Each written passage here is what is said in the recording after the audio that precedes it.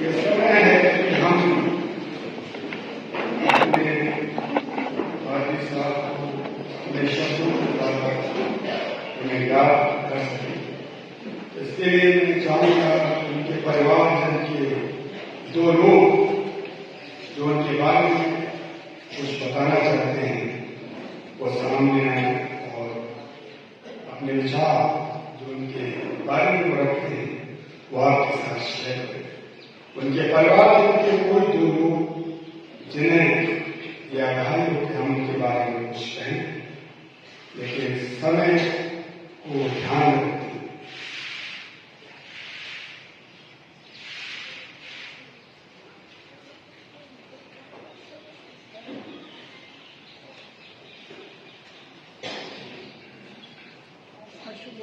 जानता हूँ कठिन घड़ी है, जब नहीं निकलते पुत्र के या पुत्री के या पत्नी के, लेकिन फिर भी मैं चाहूँगा कि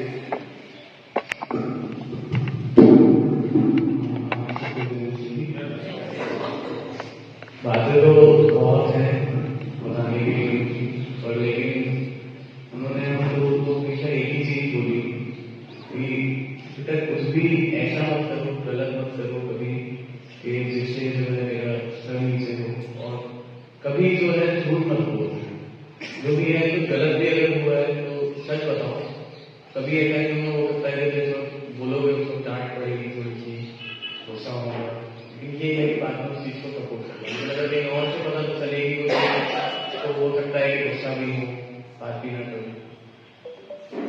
बातें बहुत हैं लेकिन ज्यादा बोल नहीं पाऊंगा, बट इतना है कि थैंक यू।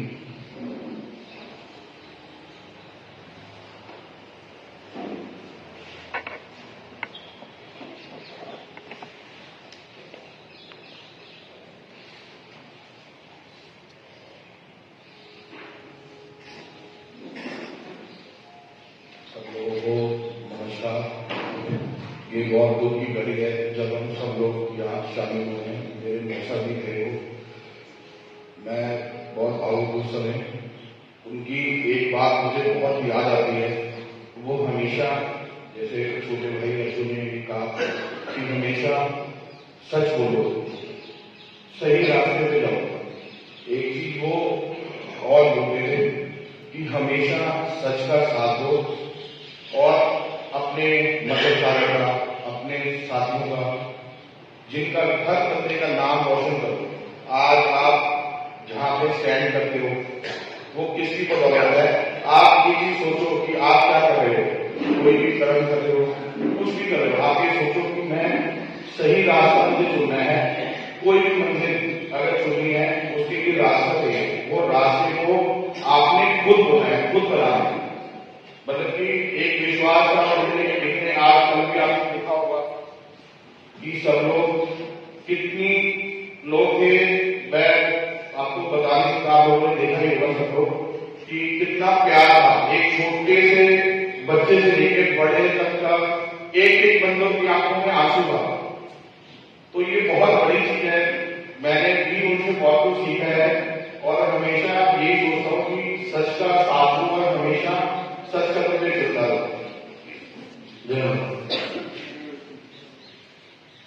सभी को तो मौका नहीं मिल पाएगा क्योंकि लोग हैं उनके बारे में बताने के लिए। इसलिए हमने डिसाइड किया है कि जो भी हमारी रेस है उनका एक चेयरपर्सन या उसका मेंबर उनके बारे में कुछ बताए। तो बास्केट कमेटी का कोई एक पर्सन या एक मेंबर या चेयरपर्सन, वो आपका चेयरपर्सन हो, एक मेंबर आकर उनके बारे में अपने विचार व्यक्त कर सकता है। बास्केट कमेटी का कोई है। और मैं चाहूँगा कि आइवन जैसी साहब सामने आए, हमारे सीनियर भी हैं और इस चर्च को और आदि साहब बहुत अच्छी तरह से जानते भी हैं और उनसे अच्छे रिलेशनशिप भी रहे। तो आयन भाई को मैं आमंत्रित करूंगा कि अपने कुछ शब्दों में उनके बारे में बता सकें।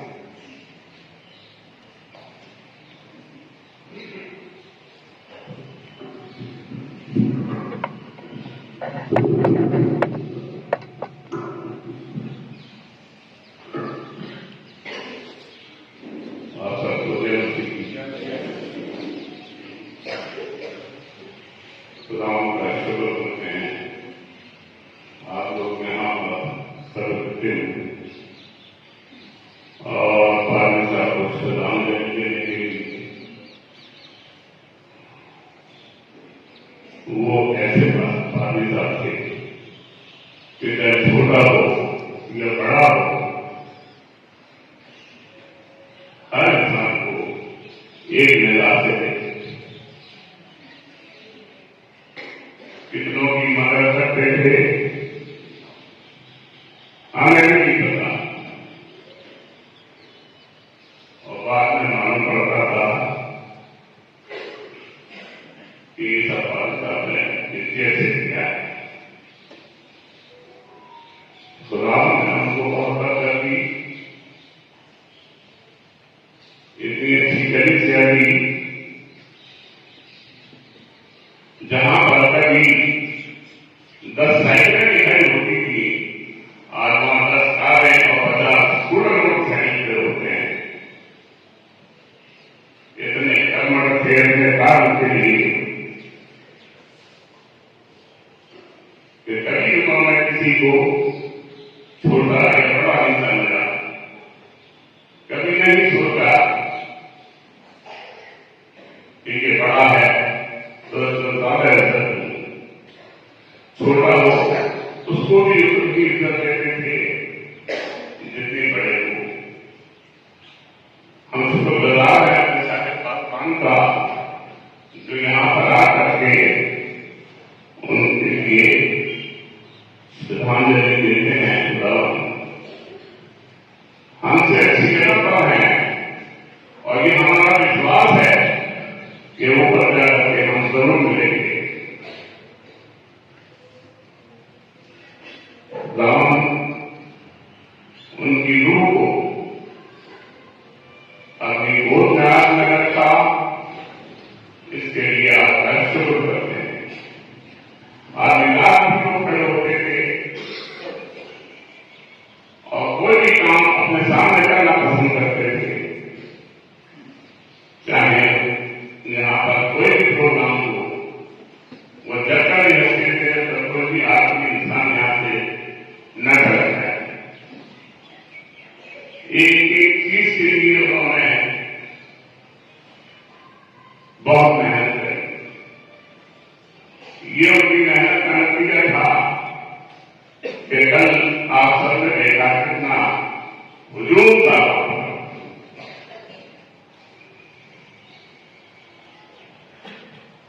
वो एक बहुत ही नेक इंसान कहना चाहिए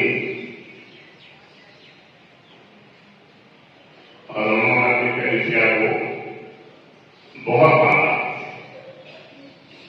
कोई अगर गुस्सा भी हो जाता था तो मना लेते। आप सबका धन्यवाद करते हैं कि आप सब यहाँ पर आए, को श्रद्धांजलि देने सबको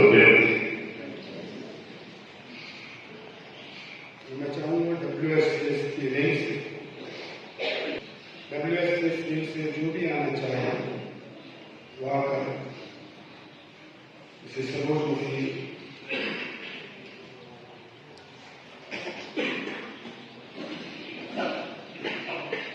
आप सभी को जय मसीह।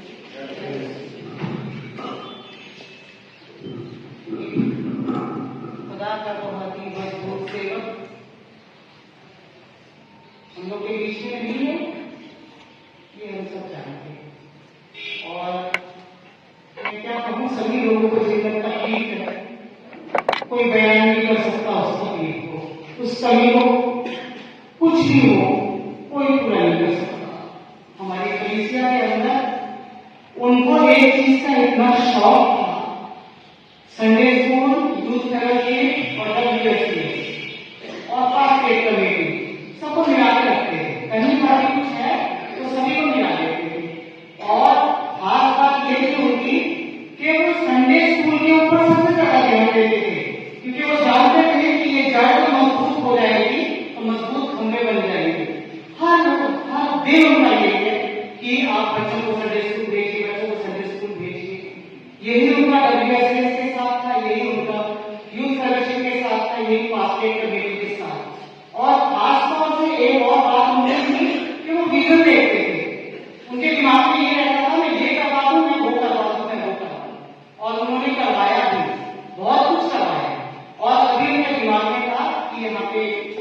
स्कूल खोलने की कि यहाँ पे बच्चे यहाँ पे आए और शिक्षा प्राप्त करें।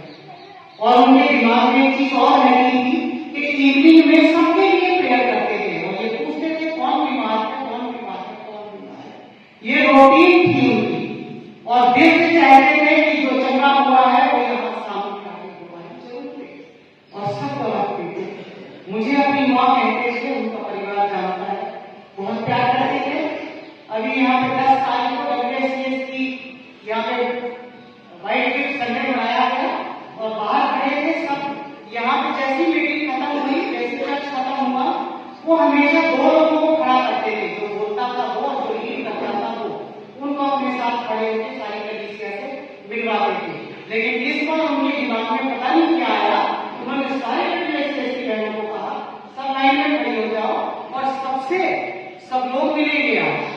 और सब लोग खड़े हुए, उसके बाद कहेंगे बहनों आओ मेरे साथ फोटो खिंचवाओ। यहाँ हम लोग आए, हम लोग की सबकी फोटो खिंचवाई और कहा मैं इतनी बड़ी बनवा के और चर्च में लगवाऊंगा। उस इंसान के अंदर इस चर्च को ऊंचा उठाने का बहुत शौक था, बहुत शौक, इतना शौक था कि कुछ कहने की बात नहीं। बस मैं यही कहूंगी कि हमें जो भी पास्टर साहब यहाँ पे आते हैं जो भी है वही उसी तरीके से हम लोग उनको इज्जत सम्मान दें और उसी तरीके से यहाँ पे वो काम होते रहे, किसी काम में कोई कमी न आ पाए। सबको जय मसीह। धन्यवाद। संडे स्कूल के टीचर से मैं निवेदन करूंगा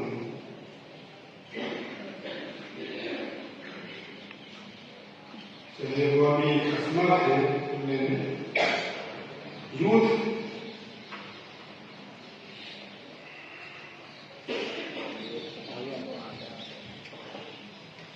यूथ की तरफ से विशेष लाभ आप सभी को जरूरी आप सबसे पहले तो मैं आप सबको थैंक यू बोल रहा हूँ कि आप सब यहाँ पे आए हैं। उनकी तारीफ में मैं इतना कुछ बोल सकता हूँ कि अभी तो अगर बोलते बोलते मैं थक जाऊंगा और रात का टाइम भी हो सकता है। इतना काबिल इंसान थे वो और जो उन्होंने इस चर्च के लिए, मेरे लिए पर्सनली, हमारे एम्पायर के लिए और चर्च के हर एक पेज के लिए इतना सब कुछ किया है कि आज इस मुकाम पे है चर्च। जो हम जितने भी कॉम्पिटिशन में हम विनर रहे हैं सब कुछ उन्हीं की बदौलत है।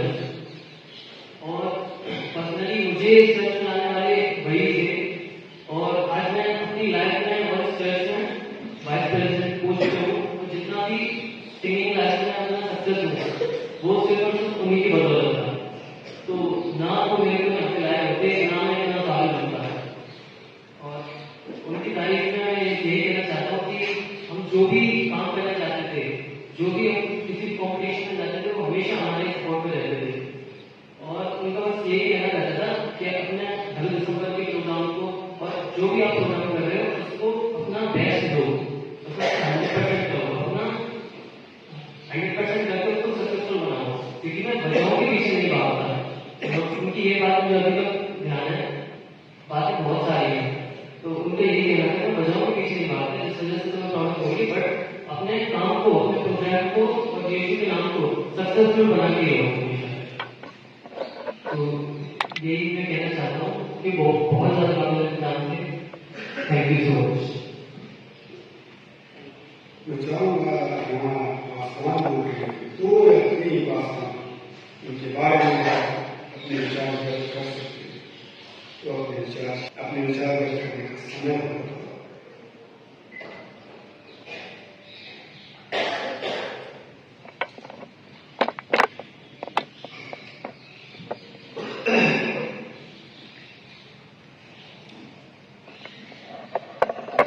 हम सब परमेश्वर के निर्देश सुनाए कि हम सब उनके पाक रहमत में आज की शाम मुबारक बनाने के लिए इकट्ठा हुए। आप सब जानते हैं कि लाल जो कि इस कलीसिया के प्रीस्ट इंचार्ज थे, वाले थे, और जहाँ तक मुझे सूचना मिली है शायद रुड़की किसी मीटिंग में वो वहाँ पर गए थे, तो वहीं उनकी तबीयत खराब हुई, हॉस्पिटलाइज किया गया।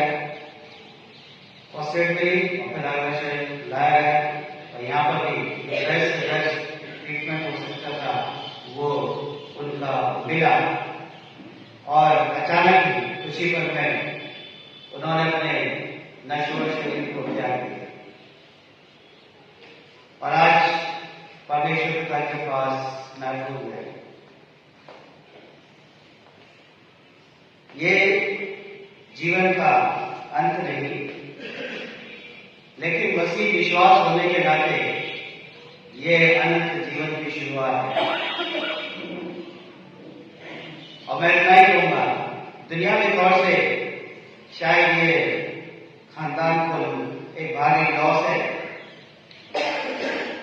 मैं तो इस कॉन्फ्रेंस को ये एक भारी लॉस है, लेकिन मैं इतना ही कहूंगा कि इस यात्रा में उन्होंने हम सबको पराजित कर दिया है, हम सबको हरा दिया है और हमसे पहले परमपिता परमेश्वर के पास पहुंच चुके हैं। और बाइबल बताती है कि अब वो दोबारा धरती पर नहीं है, हमारी उनसे दोबारा मुलाकात नहीं होगी। उनका ध्यान उनके परिवार पर, इस कलीसिया के लोगों पर, कलीसिया के लीडर्स पर है और जिस मुकाम पर वो पहुंच चुके हैं उनकी दिली इच्छा होगी कि हम सब भी उस मुकाम को हासिल कर सकें। और इससे और ये मुकाम जब हमारे जीवन में आए तो ऐसे नहीं आएगा, मुझे और आपको भी ये नाशवान शरीर त्यागना होगा। जब तक हम इस शरीर को त्यागेंगे नहीं, तब तक हम काजी हॉरिस लाल से, अपने तमाम बुजुर्ग पासवानों से, उन तमाम लीडर से जो कि कलीसिया को कायम करने में शहीद हो गए, हम तब तक उनसे मुलाकात नहीं कर सकेंगे। लेकिन जीवन की सच्चाई है, एक कड़वा सत्य है जो कि हम सबके जीवनों में आता है और मैं आप सबसे यही आग्रह करूंगा, अपील करूंगा, बीइंग ए क्रिश्चियन, विश्वासी होने के नाते हर पल, हर लम्हे में मृत्यु को हमेशा याद रखें। ये जीवन का अंत नहीं, ये जीवन की शुरुआत है। खुदा आप सबको बरकत दे।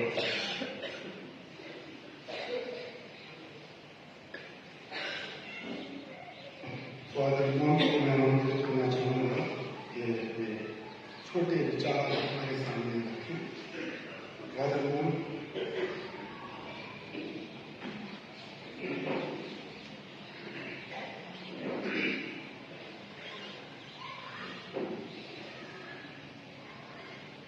कभी कभी ऐसा होता है कि कहानी सुनाने वाला खुद सो जाता है। बिशप हारून साहब आज यहाँ पर नहीं आ पाए, इस वजह से उन्होंने अपनी असफलता जताई है और शोक संतप्त परिवार के प्रति अपनी सांत्वना दी है। बिशप हारून की तरफ से आपको सबको कंडोलेंसेस। आप में से कुछ लोगों ने टुंडला जंक्शन स्टेशन देखा होगा। वहां पर प्लेटफॉर्म के ऊपर बहुत सारे तार लगे हैं बिजली के, और यदि शाम के वक्त आप जाएंगे तो बहुत सारे परिंदे हैं जो इधर उधर घूमते रहते हैं, कबूतर हैं खासकर, और फिर धीरे धीरे धीरे आकर के अपनी जगह पर बैठ जाता है, सेटल हो जाता है। जैसे अंधेरा होता है, सब कुछ शांत हो जाता है। ऐसे ही हमारे सेंट पीटर्स कॉलेज जो चर्च बना हुआ है वहां पर बहुत सारे दरख्त है, पेड़ हैं, बहुत सारे परिंदे हैं। कोई किसी को नहीं बताता कि शाम के वक्त किसको कौन से पेड़ पर, कौन सी शाखा में, कौन से घोंसले में जाना है। कोई शक्ति है जो उनको बता देती है कि फलाना घोंसला आपका है, उसी में आपको जाना है, और सब अपनी अपनी जगह चले जाते हैं। थोड़ी देर बाद जब अंधेरा छाता है, सब कुछ शांत हो जाता है। ऐसे ही मृत्यु हम सब के जीवन में आती है। हम व्यथित होते हैं, दुखित होते हैं, लेकिन धीरे धीरे धीरे जब हम उसको एक्सेप्ट कर लेते हैं, फिर हम सब शांत हो जाते हैं। पादरी हॉरिस हमारे साथ जुड़े हुए थे, कई संस्थाओं में थे, ADCC, organist council of churches, clergy fellowship, से जुड़े हुए थे, आगरा जॉइंट सेक्रेटरी कमेटी, उसके वो कोषाध्यक्ष थे। हम लोग बहुत काम कर रहे थे। कई बार हम लोग कब्रिस्तान पे चक्कर लगाते थे, टोरेंट ऑफिस जाते थे, वहाँ के जीएम से मिलते थे, बहुत काम किया उन्होंने आगे के दिनों में। तो मेरा सौभाग्य देखिए कि जो मेरे साथ कोषाध्यक्ष पद पर रहे 4 लोग, बारी बारी करके 4 लोगों को पहले हो गया। ये मेरा दुर्भाग्य है। सबसे पहले मिस्टर माइकल सिल्वेरा, फिर mister Edward sweet, Norman Thomas और अब आखिर में पार्टी कॉलेज। जिसको जाना चाहिए तो अभी तक जिंदा है, खड़ा हुआ बीमार होकर के भी प्रभु की मर्जी। पाली साहब के साथ आखिर के दिनों में मेरा बहुत ज्यादा गहरा संबंध हो गया था। जब हम लोग कार से जाते थे, अक्सर वो या तो मेरे को सिमरेन में छोड़ते थे या दफ्तर जाते थे या कब्रिस्तान जाते थे, और हम अक्सर बातें करते थे चर्च से संबंधित बातों की, कि चर्च में लिटरेचर का कैलेंडर, लिटरेचर के कलर, कपड़े, पुरोहितों के रीडिंग्स, इन सब बातों में हम लोग अक्सर बात करते थे।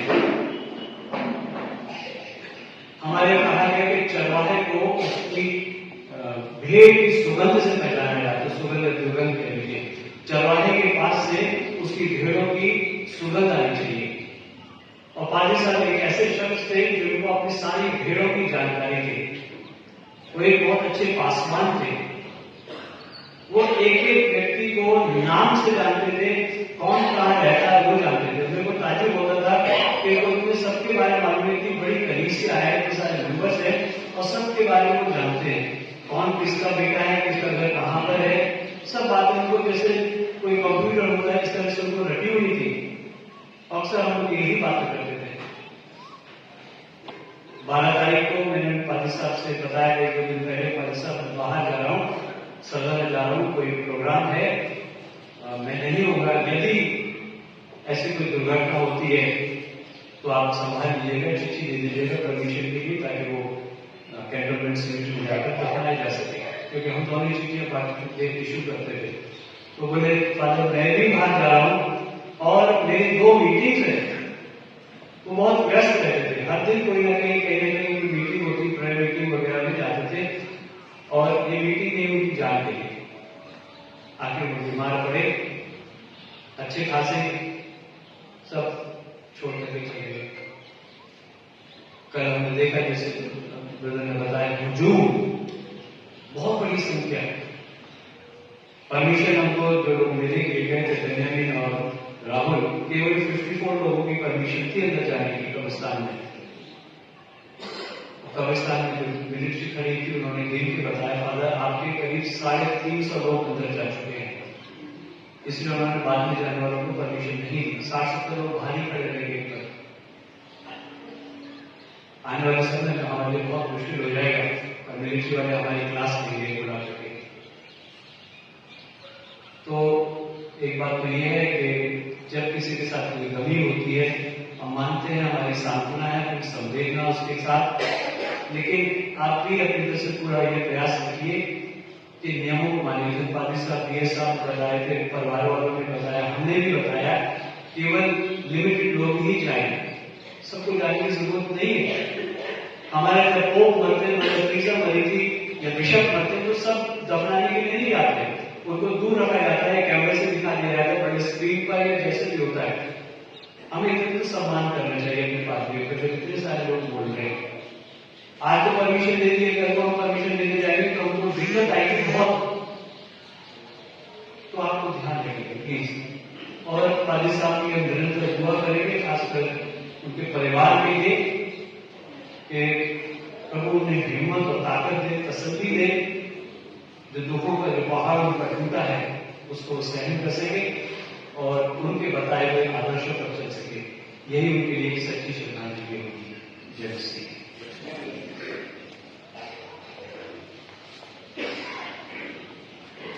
इंडिपेंडेंट चर्च के काफी पासवान लोग हमारे साथ जुड़े हुए हैं। मैं चाहूंगा कि इंडिपेंडेंट चर्च जो भी है, उनमें से कोई एक पासवान कम समय के लिए उनके बारे में अपने विचार कर सकता है। कोई भी एक पासवान आ जाए, इतने लोग हैं इंडिपेंडेंट चर्च के पासवान लोग हैं, उनमें से कोई एक, लेकिन थोड़ा टाइम को देखते हुए आप अपने विचार व्यक्त कर सकते हैं। आइए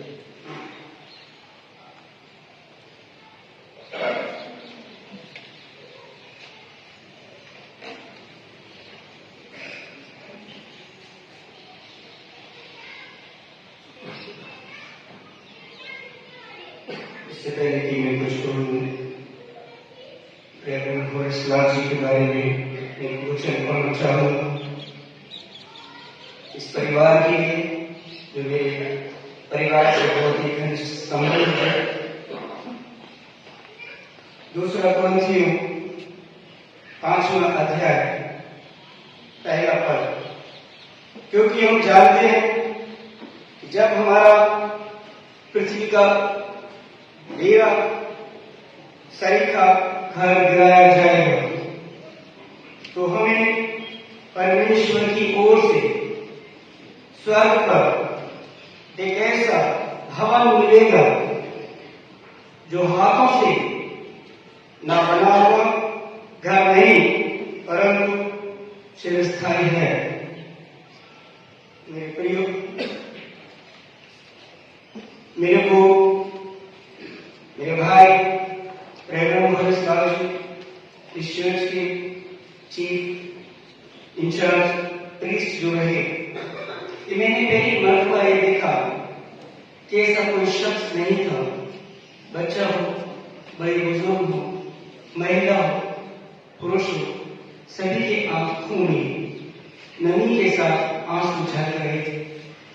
मैं भी नहीं रुक पाया था और मुझे एक बात उनकी याद है कि कोरोना काल में मेरी बेटी की शादी हुई तो मैंने कहा ऐसा पास्टर जी ऐसी बात है, अरे आप मेरे बड़े भाई जो समझ देना। कोरोना काल में 50-25 लोग भी यदि उन्होंने खतरे से घंटी से एक ऐसी समस्या के लिए मैं उनका हृदय से अपने परिवार की ओर से आभारी हूँ।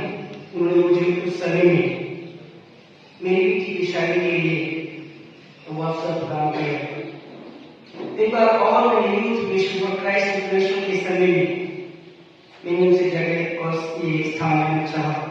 उन्होंने कहा प्रभु के लिए नहीं तो प्रभु का घर है, ये तो परमेश्वर की महिमा के लिए है, आइए अपना कार्यक्रम कीजिए।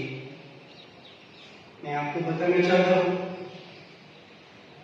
ये मेरे बड़े दुख की बात है, मेरे लिए, मेरे परिवार के लिए, आप सभी के लिए, सभी बच्चों के लिए।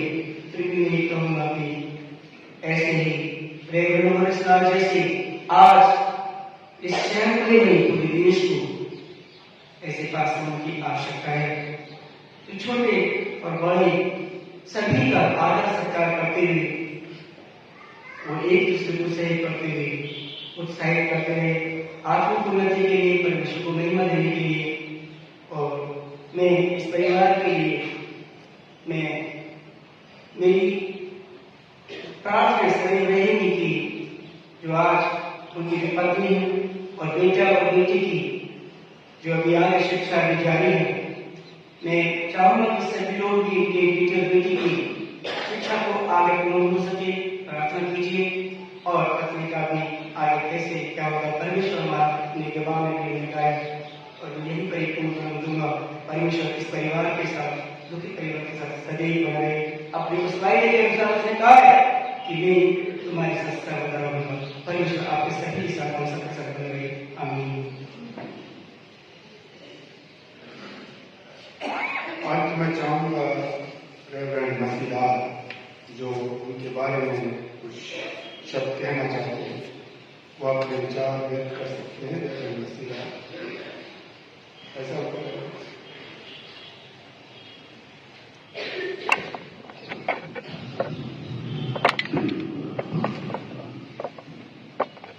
मैं आपको बहुत ही महत्वपूर्ण बात उनकी लाइफ के बारे में आपको बताना चाहता हूँ। उनके जीवन का सिद्धांत आप ऐसा नहीं कि मैं एक्सपीरियंस कर रहा हूँ। हम सब कुछ ना कुछ अलग अलग रखते हैं और अगर समय पर नहीं करते हैं सबको बुलाया जाए और सब शेयर करें। लेकिन मैंने अपनी लाइफ से बहुत बड़ी बात सीखी। प्रभु के भवन में प्रोग्राम आपको खड़े होते जो हर किसी लीडर के वर्ष की बात नहीं उसे बात उन्होंने सिखाया। मैं जब भी उनको कॉल करता था करीब करीब 15 साल से हम लोग साथ काम कर रहे थे और हमेशा हमको बड़े बड़े मानते थे। कई जगह हम लोग दोनों एक साथ कार से सेमिनार्स के लिए कॉन्फ्रेंस के लिए कई बार हमारा आना जाने के साथ था और एक दूसरे के साथ बहुत ही सहयोगी व्यवहार था।